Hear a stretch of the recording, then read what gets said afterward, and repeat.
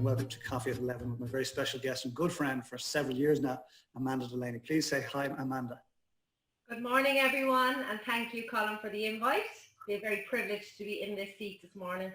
Now, we could go on all day, but we can't. So we're going to go to Q&A from the floor in just a minute. Before we Amanda Delaney, one tip. What would you say to your nearest and dearest? You're going to get through COVID best by doing blah. What's blah? Have one intention for the day. If you have nothing to do, you will really go into a slump.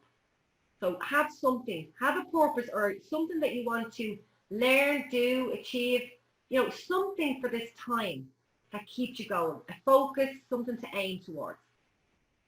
Be on purpose. Just do everything on purpose. That's my motto this year. Be on purpose.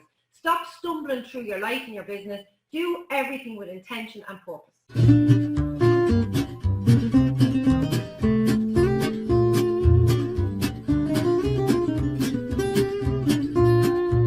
Very good morning, one and all, and welcome on this beautiful Tuesday morning in April in lockdown heaven. I think it's week 5 of lockdown heaven. So happy this morning to have my very special guest, Ciara McCullough, join us today. Ciara, you're very welcome. Say hello and show us your mug. Oh yeah. Thank you so much for having me. How are you?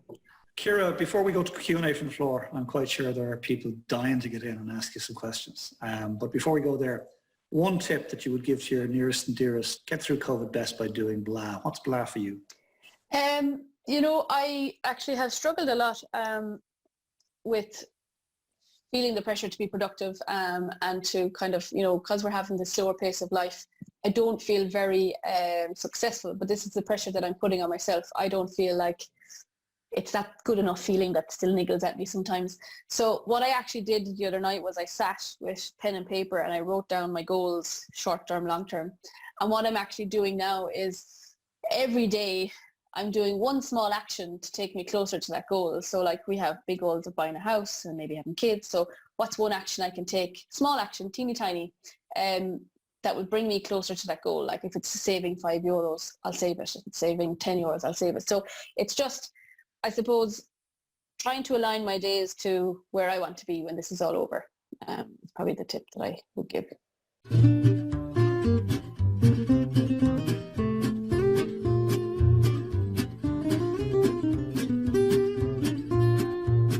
If I may, Eamon Smith, who some of you know, got some bad news about his mother late last night, and in hospital with her overnight. And we'll send out our prayers and good wishes to him and his mother for a recovery. So it's my very great pleasure to welcome you all this morning to the Coffee at 11 show with my very special guest and a lady I've known for some years now, Daphne Greene. Daphne, please say hi and close your mug. Cheers us with your mug. Good morning, everybody, and Colm, thanks for having me. I hear you just mentioned there, Eamon. I'd like to pass on just my best wishes to Eamon and his mom as well. These are very difficult times for people, especially with elderly parents. So our thoughts are with them, and hopefully she'll make a speedy recovery. So thanks for having me this morning, Colm. It's been a pleasure having you on. Great fun. And thank you for being so open with us. That's the whole idea here, is to let real people in to tell the real story so that other real people can get a modicum of comfort knowing I'm not the only one. Whatever I'm feeling, I'm not the only one. So thank you for that. One tip, you're going to get through COVID best by doing blah. What's blah for you? I think, look, as I said earlier on, don't stress about what you can't control. I think that's hugely important. Try where possible to get a bit of structure. I think, look, at the start of this, we all were probably, not as kind of organized, or maybe it was a little bit of a holiday for the first week or two. But I think structure is important. Having a structure for your day, having a little plan, but not stressing about what you can't control. I think that's key, because I think that's kind of wasted energy. And I think we all need to keep our energy for when we're back up and running again. And, that's going to be hopefully very soon. But I think reserve any stresses that are going to come for that time, as opposed to on stuff you can't control. That would be my tip to anyone, I think.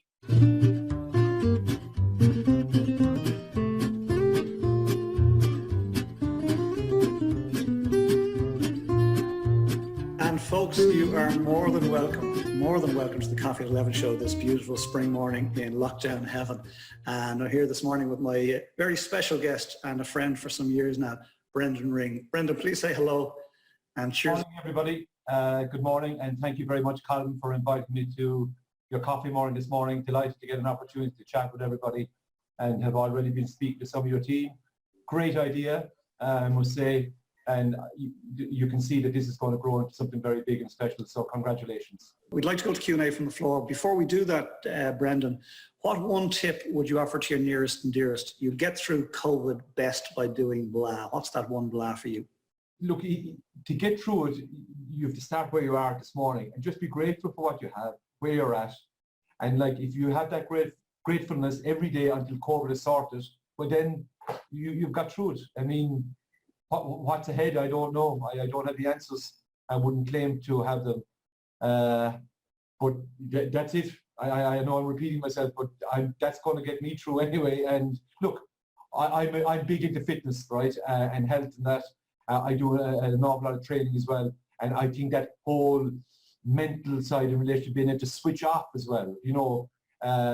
And despite what you might think, like, I worried about being on here this morning talking to you guys because I want to put my best foot forward, not from a sales pitch point of view, but like I take all of this very seriously as well. And I'm grateful I'm here, obviously. But like to do that, like, you know, by doing something from a fitness point of view, it takes away the pressure from business end of things, maybe from family things that are going on. Like Eamon mentioned his man. I can identify with that because my own man was extremely unwell recently. But like when I got on my bike, not outside, but I have an indoor trainer and that kind of stuff. You know, it just, and that's important as well. So keep mentally strong as well. And, you know, we had a debate recently, Kevin and I, about having structure every single day. I don't agree with that. I'm sorry. What I agree with is that set milestones every day and try and get those done and through the weekend. And if you get them done, and don't put them off, try and do them all, but do them in the time that suits you, not that 8 to 9, 9 to 10, but we have enough of that. So I don't know if that explains it or not.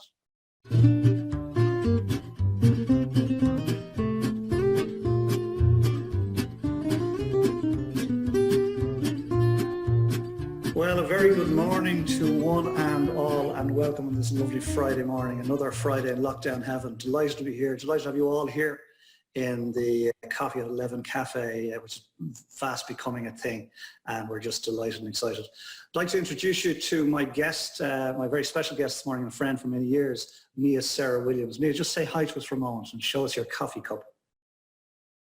Hi, everyone. Delighted to be here. I'm going to go to Q&A from the floor in just a few moments, Mia. Before we go there, could you give us one tip that you would tell to your nearest and dearest? You'd get through COVID best by doing this one thing. What would it be? Feel all the feelings. I think there's a real lean towards positivity, and I think positivity is wonderful. But I think we often bypass, and we don't want to say that we're feeling sad or we're feeling low or we're missing people or we're down or we're afraid it's never going to end. And I think it's really important to acknowledge your feelings. It doesn't mean we don't move into positivity or gratitude, but I heard this expression some time back, feelings buried alive never die. And it's really powerful. So, you know, if you feel angry about COVID or sad, it's just to give it voice. You don't have to dwell in it. I'm not talking about sitting in it. I'm not talking about holding on to it.